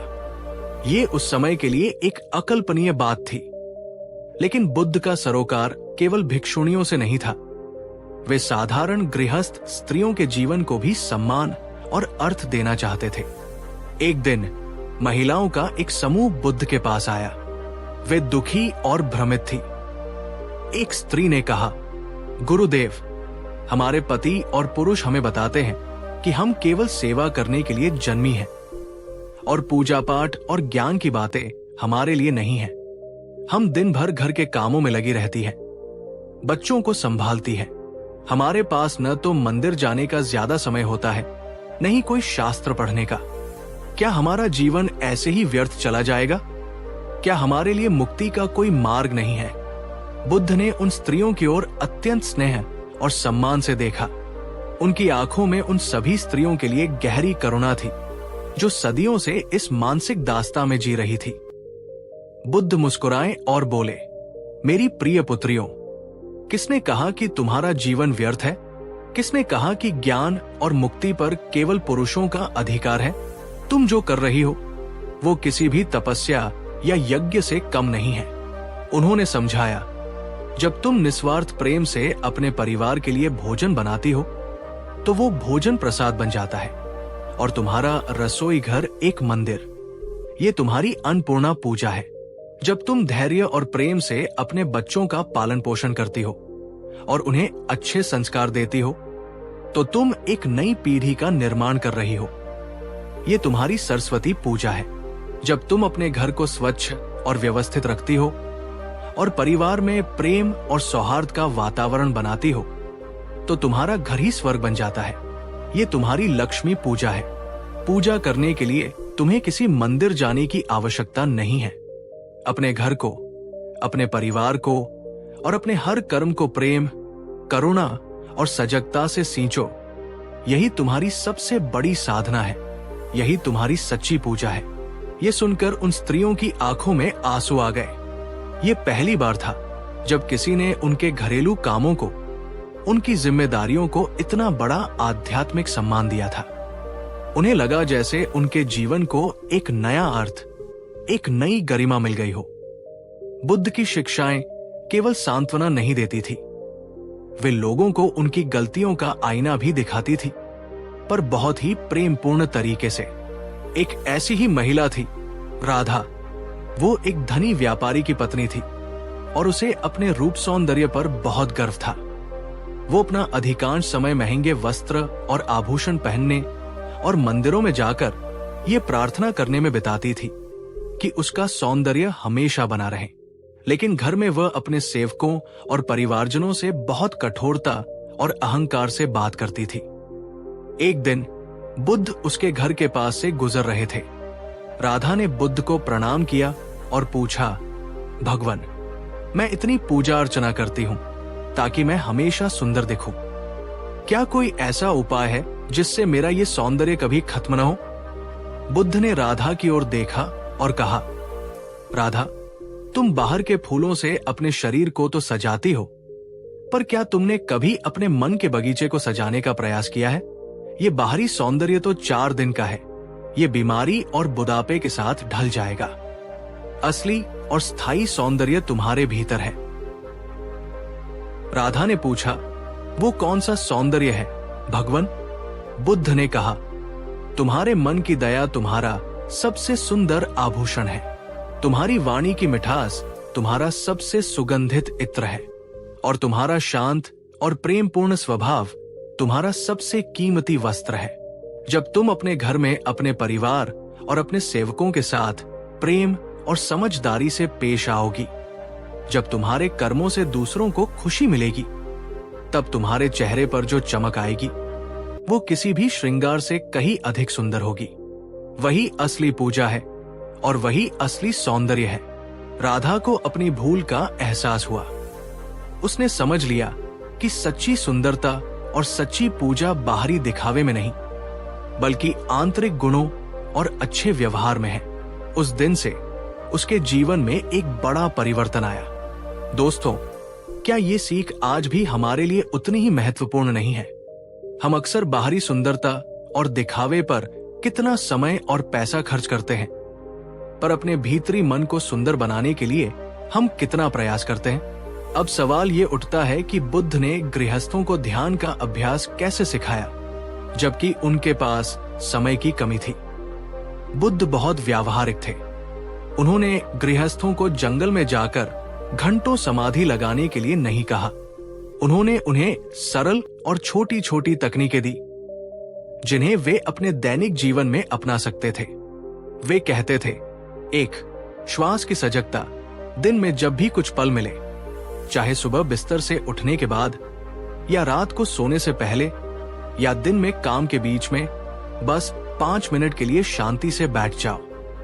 अपनी आंखें बंद करो और अपना पूरा ध्यान अपनी आती जाती श्वास पर लगाओ। कुछ और करने की जरूरत नहीं, बस अपनी श्वास को देखो। ये छोटा सा अभ्यास तुम्हारे बिखरे हुए मन को इकट्ठा करेगा और तुम्हें अद्भुत शांति देगा। 2. कर्म सजगता। जब तुम कोई भी काम कर रहे हो, चाहे खाना बना रहे हो, चल रहे हो या अपना ऑफिस का काम कर रहे हो, उसे पूरे होश और जागरूकता के साथ करो। तुम्हारा मन उस समय केवल उसी काम में होना चाहिए, न कि अतीत की चिंताओं या भविष्य की योजनाओं में। जब तुम अपने हर छोटे छोटे कर्म को पूरे ध्यान से करते हो, तो वही कर्म ध्यान बन जाता है। 3. मैत्री ध्यान। रात को सोने से पहले कुछ पल बैठकर अपने परिवार, अपने मित्रों, अपने पड़ोसियों और फिर धीरे धीरे सारे संसार के प्राणियों के प्रति मंगल कामना और प्रेम के विचार भेजो। सभी सुखी हों, सभी निरोगी हों, सभी का मंगल हो। ये अभ्यास तुम्हारे मन से घृणा, ईर्ष्या और नकारात्मकता को निकालकर उसे प्रेम और करुणा से भर देगा। दोस्तों, अब एक सवाल आपसे, क्या आप आज रात सोने से पहले सिर्फ 2 मिनट के लिए इस मैत्री ध्यान का अभ्यास करने का संकल्प ले सकते हैं? यह बहुत ही शक्तिशाली अभ्यास है। अगर हां, तो नीचे कमेंट में लिखिए, मैं बुद्ध की सीख अपनाऊंगा। आपका यह संकल्प आपको याद दिलाएगा। अंत में बुद्ध ने गृहस्थों और स्त्रियों को समझाया कि उनकी सर्वोच्च पूजा है करुणा और सेवा। उन्होंने कहा, अगर तुम केवल मंदिर जाओ, पूजा करो, और लौटकर अपने दुखी पड़ोसी का हाल तक न पूछो तो तुम्हारी पूजा अधूरी है। लेकिन अगर तुम मंदिर नहीं भी जा पाते पर अपने पड़ोसी के दुख में उसका साथ देते हो तो तुमने सबसे बड़ी पूजा कर ली। एक महिला ने पूछा, गुरुदेव, हमारे पास तो धन दौलत नहीं है, हम कैसे दान करें, कैसे सेवा करें? बुद्ध ने उत्तर दिया, पुत्री, दान केवल धन का नहीं होता। अगर तुम किसी को अपना थोड़ा सा समय देते हो, उसकी बात सुनते हो, तो ये समय का दान है। अगर तुम किसी डरे हुए को अभय देते हो, उसे साहस बंधाते हो, तो ये अभ्यदान है। अगर तुम किसी अज्ञानी को सही ज्ञान या सलाह देते हो तो ये ज्ञानदान है। और सबसे बढ़कर अगर तुम सभी के प्रति अपने मन में प्रेम और मैत्री का भाव रखते हो तो ये महादान है। बुद्ध ने समझाया कि गृहस्थ जीवन में रहते हुए अपने परिवार, अपने पड़ोसियों और अपने समाज के प्रति अपनी जिम्मेदारियों को प्रेम और करुणा से निभाना ही सबसे बड़ी पूजा है। दोस्तों, क्या आपको भी लगता है कि करुणा और सेवा ही असली पूजा है? अगर हाँ, तो इस वीडियो को अपने सभी व्हाट्सएप ग्रुप्स में शेयर करें ताकि ये सुंदर संदेश हर घर, हर परिवार तक पहुंच सके। दोस्तों, तो आज के इस एपिसोड में हमने देखा कि बुद्ध ने साधारण गृहस्थों और स्त्रियों को मुक्ति का कितना सरल, सुंदर और व्यावहारिक मार्ग दिखाया। उन्होंने हमें सिखाया कि आध्यात्मिकता के लिए घर परिवार छोड़ने की जरूरत नहीं है। अपने घर को ही प्रेम और शांति से एक मंदिर बनाया जा सकता है। पूजा सम्मानजनक है, लेकिन सच्ची पूजा अपने कर्मों को शुद्धि और ईमानदारी से करने में है। ध्यान और मन की शांति हर व्यक्ति का अधिकार है और इसे अपनी व्यस्त दिनचर्या में भी अभ्यास किया जा सकता है। दूसरों की निस्वार्थ सेवा और करुणा ही एक गृहस्थ की सबसे बड़ी पूजा और सबसे बड़ा यज्ञ है। याद रखिए दोस्तों, बुद्ध का संदेश हमें हमारी जिम्मेदारियों से भगाना नहीं, बल्कि उन्हें और भी सुंदर और सार्थक ढंग से निभाना सिखाता है। असली पूजा मन में होती है, केवल हाथों से नहीं। मंदिर में दीपक जरूर जलाइए, पर उससे पहले अपने मन का और अपने घर का अंधेरा मिटाइए। चौथे एपिसोड में हमने देखा कि कैसे बुद्ध ने साधारण गृहस्थों और स्त्रियों के जीवन में ध्यान और पूजा का सच्चा अर्थ स्थापित किया। आज हमारी ये यात्रा अपने सबसे महत्वपूर्ण, सबसे भावुक और सबसे गहन पड़ाव पर आप पहुंची है। ये इस सीरीज का अंतिम एपिसोड है। आज हम जानेंगे कि जब तथागत गौतम बुद्ध ने ये जान लिया कि उनका इस धरती पर समय अब पूरा हो रहा है, तो उन्होंने अपने अंतिम दिनों में अपने प्रिय शिष्यों और साधकों को क्या विशेष शिक्षा दी। वो कौन सा अंतिम संदेश था जिसे वे आने वाली हजारों पीढ़ियों के लिए छोड़कर जाना चाहते थे? पूजा, कर्म और ध्यान के बारे में उनका अंतिम निष्कर्ष क्या था? ये एपिसोड बहुत खास है दोस्तों। ये केवल ज्ञान नहीं, बल्कि एक विरासत है। ये वो अंतिम मशाल है जिसे बुद्ध ने हमें सौंपा। ये सीख इतनी गहरी और प्रभावशाली है कि अगर हम इसे अपने जीवन में अपना लें, तो हमारा जीवन, हमारी मृत्यु और हमारा हर क्षण रूपांतरित हो सकता है। तो मैं आपसे विनम्र निवेदन करता हूं, इस अंतिम अध्याय को पूरे हृदय और पूरी चेतना के साथ अनुभव कीजिएगा। चलिए चलते हैं उस अंतिम यात्रा पर जहां बुद्ध अपने भौतिक शरीर का त्याग कर महापरिनिर्वाण की ओर अग्रसर हो रहे थे। दोस्तों, बुद्ध ने लगभग 45 वर्षों तक अनथक रूप से गांव-गांव, नगर-नगर पैदल चलकर लोगों को दुख से मुक्ति का मार्ग दिखाया। अब उनका शरीर 80 वर्ष का हो चुका था और वो जर्जर हो रहा था। बुद्ध जानते थे कि उनका इस पृथ्वी पर निर्धारित समय अब सीमित है। वे अपनी अंतिम यात्रा पर थे, वैशाली से कुशीनारा की ओर। उनके साथ उनके सबसे प्रिय शिष्य आनंद और अन्य भिक्षु चल रहे थे। मार्ग में वे एक स्थान पर विश्राम के लिए रुके। उनका शरीर थक चुका था, पर उनका मन आकाश की तरह निर्मल और शांत था। शिष्यों के चेहरे पर उदासी और चिंता थी। वे जानते थे कि उनके गुरु, उनके मार्गदर्शक अब उन्हें छोड़कर जाने वाले हैं। आनंद, जो बुद्ध की परछाई की तरह उनके साथ रहते थे, अपने आंसू नहीं रोक पा रहे थे। उन्होंने बुद्ध से पूछा, भगवान, आपके जाने के बाद हमारा क्या होगा? हमें कौन मार्ग दिखाएगा? आपका ये संघ, ये धर्म किसके सहारे चलेगा? जब आप नहीं रहेंगे तो हम किसकी शरण में जाएंगे? ये केवल आनंद का प्रश्न नहीं था, ये आने वाली हर पीढ़ी के साधकों का प्रश्न था। बुद्ध ने आनंद की ओर करुणा से देखा और वो ऐतिहासिक शब्द कहे जो उनकी शिक्षाओं का सार है। वे मुस्कुराए और बोले, अत दीपो भव आनंद, अत सरना अनः सरना, धम दीपो धम सरना अनः सरना। अर्थात आनंद, अपना दीपक स्वयं बनो, अपनी शरण स्वयं लो, किसी और की शरण में मत जाओ। धम, सत्य शिक्षा को अपना दीपक बनाओ, धम की शरण लो, किसी और की शरण में मत जाओ। उन्होंने समझाया, आनंद मेरे या किसी भी गुरु के भौतिक शरीर पर निर्भर मत रहो। शरीर अनित्य है, वो नष्ट होगा। मैंने तुम्हें जो धम्म सिखाया है, जो सत्य का मार्ग दिखाया है, मेरे जाने के बाद वही तुम्हारा गुरु होगा, वही तुम्हारा मार्गदर्शक होगा। सच्चा धर्म किसी व्यक्ति की पूजा करना नहीं है, आनंद। सच्चा धर्म है उस सत्य पर चलना जिसे मैंने अनुभव करके तुम्हें बताया है। सत्य तुम्हारे भीतर है, उसे अपने भीतर ही खोजो। दोस्तों, एक पल के लिए रुकते हैं और बुद्ध के इन अंतिम शब्दों की गहराई को महसूस करते हैं। अपना दीपक स्वयं बनो, ये कितना बड़ा और शक्तिशाली संदेश है। आज के युग में हम अक्सर अपनी आध्यात्मिक शांति और मुक्ति के लिए बाहरी गुरुओं, बाबाओं, ज्योतिषियों या कर्म कांडों पर पूरी तरह से निर्भर हो जाते हैं। हम अपनी समस्याओं का समाधान बाहर खोजते हैं। आपसे एक सवाल है और ईमानदारी से सोचिएगा, क्या हम भी अपने जीवन में किसी बाहरी सहारे पर बहुत ज्यादा निर्भर हो गए हैं? क्या हमने अपनी आंतरिक शक्ति, अपने विवेक और अपनी क्षमता को पहचानना छोड़ दिया है? अपने विचार नीचे कमेंट में बताइएगा। बुद्ध हमें किसी भी प्रकार की मानसिक गुलामी से मुक्त करना चाहते थे, चाहे वो किसी व्यक्ति की हो, किसी मूर्ति की हो या किसी परंपरा की हो। वे हमें आत्मनिर्भर, प्रज्ञा निर्भर बनाना चाहते थे।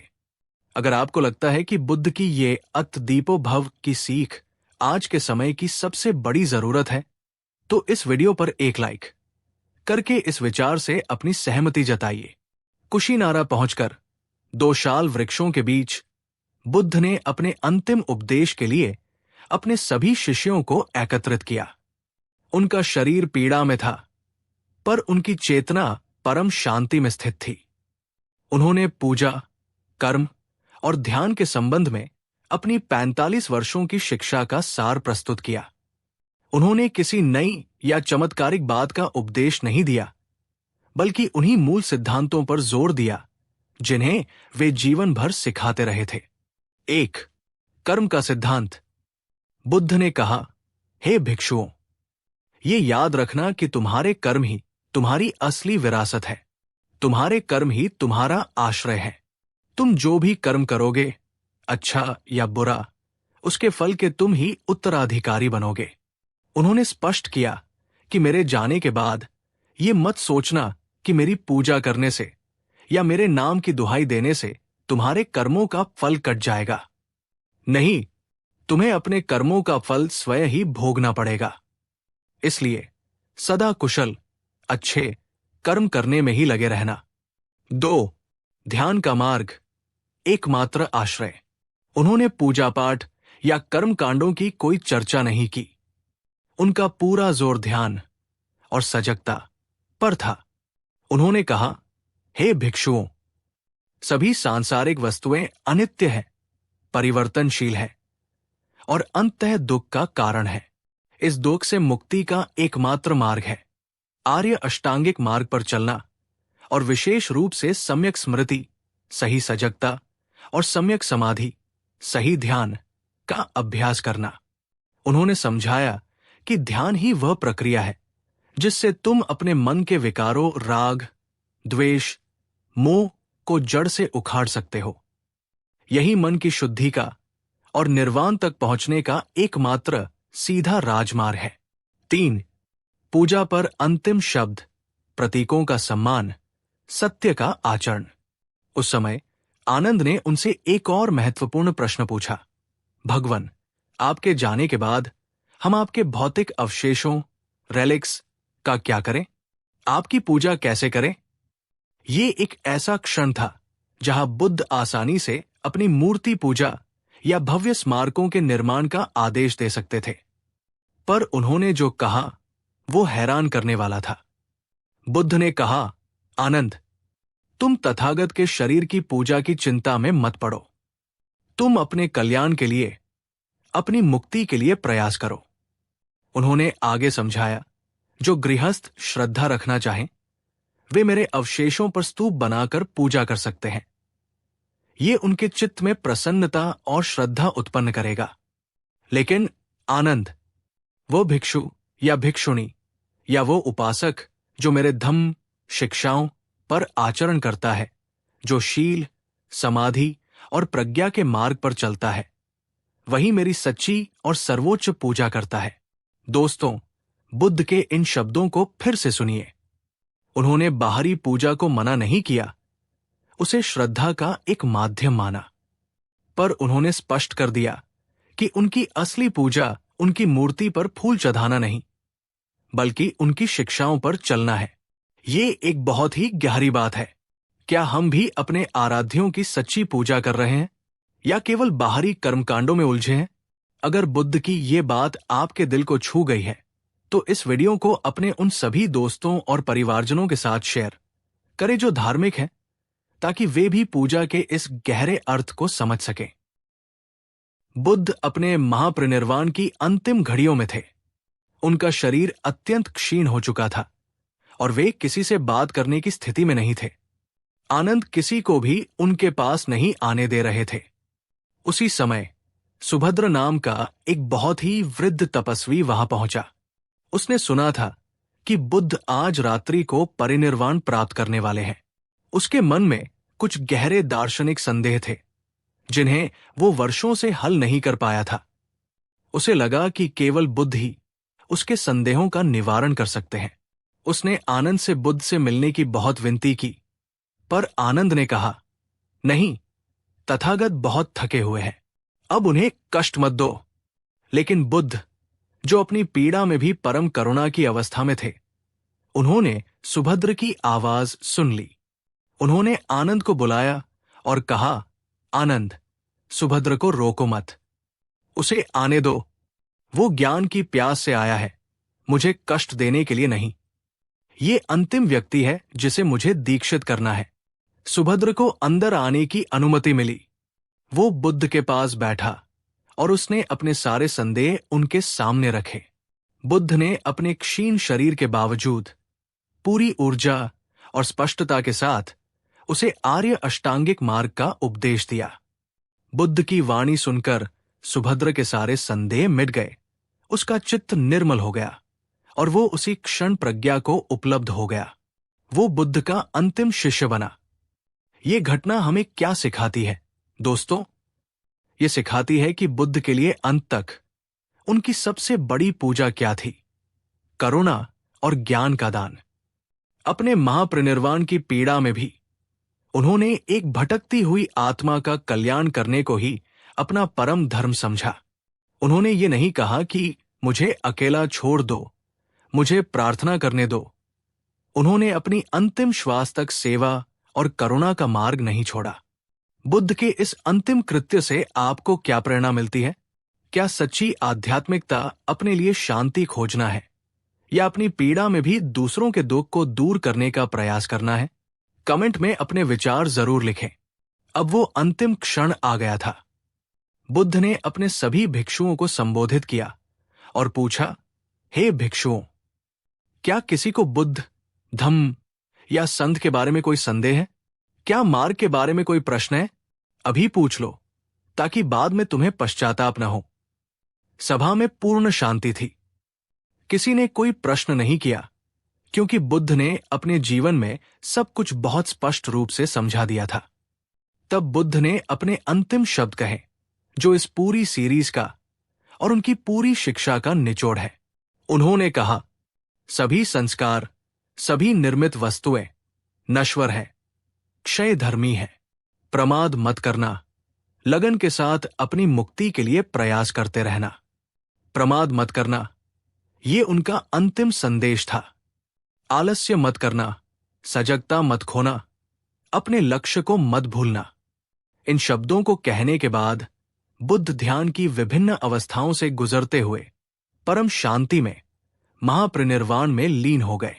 उन्होंने भौतिक शरीर का त्याग कर दिया, पर उनका धम्म, उनकी शिक्षा हमेशा के लिए अमर हो गई। दोस्तों, उनके अंतिम शब्दों में कहीं भी पूजा, यज्ञ या किसी देवता का उल्लेख नहीं था। उनका अंतिम संदेश था आत्म प्रयास, सजगता और निरंतर साधना। दोस्तों, आज हमारी ये 5 एपिसोड की यात्रा अपने समापन पर है। हमने बुद्ध के जीवन और उनकी शिक्षाओं के एक बहुत ही महत्वपूर्ण और अक्सर गलत समझे जाने वाले पहलू को जानने का प्रयास किया। तो इस पूरी सीरीज का सार क्या है? बुद्ध ने पूजा पाठ से दूरी क्यों बनाई? अंतिम निष्कर्ष यही है। 1. बुद्ध ने पूजा को कभी नकारा नहीं। उन्होंने उसे श्रद्धा का एक माध्यम माना, पर उन्होंने हमेशा ये स्पष्ट किया कि सच्चा धर्म और सच्ची पूजा बाहरी कर्मकांडों में नहीं, बल्कि आंतरिक रूपांतरण में है। 2. उनके लिए श्रेष्ठ कर्म ईमानदारी, अहिंसा, सत्य किसी भी पूजा से बढ़कर थे। 3. उनके लिए ध्यान, मन को साधना ही सर्वोच्च पूजा थी, क्योंकि यही हमें दुख के मूल कारण तृष्णा से मुक्त करता है। 4. उनके लिए करुणा, दूसरों की निस्वार्थ सेवा ही ईश्वर की सबसे जीवंत पूजा थी। 5. और उनका अंतिम संदेश था कि हमारी मुक्ति किसी बाहरी शक्ति पर नहीं, बल्कि हमारे अपने निरंतर प्रयास, अपमाद पर निर्भर करती है। बुद्ध का मार्ग निर्भरता का नहीं, आत्मनिर्भरता का है। वे हमें अनुयायी नहीं, बल्कि स्वयं एक बुद्ध, जागृत व्यक्ति बनने के लिए प्रेरित करते हैं। दोस्तों, अगर इस पूरी 5 एपिसोड की सीरीज ने आपके मन को छुआ है, आपके किसी भ्रम को तोड़ा है, या आपको जीवन को देखने का एक नया दृष्टिकोण दिया है, तो हमारी ये मेहनत सफल हुई।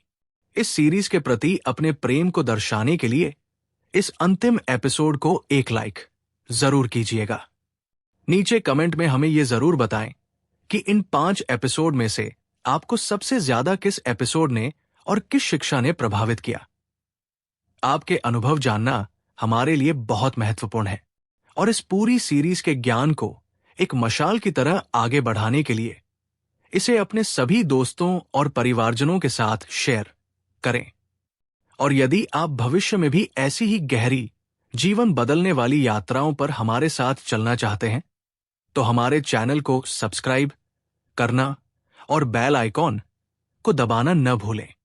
ये एक अंत नहीं है दोस्तों, ये एक नई शुरुआत का संकेत है। बुद्ध ने हमें मार्ग दिखाया है, अब उस पर चलने की जिम्मेदारी हमारी है। धन्यवाद इस पूरी यात्रा में हमारे साथ बने रहने के लिए। आपका जीवन प्रमाद रहित हो और आप भी अपने भीतर के दीपक को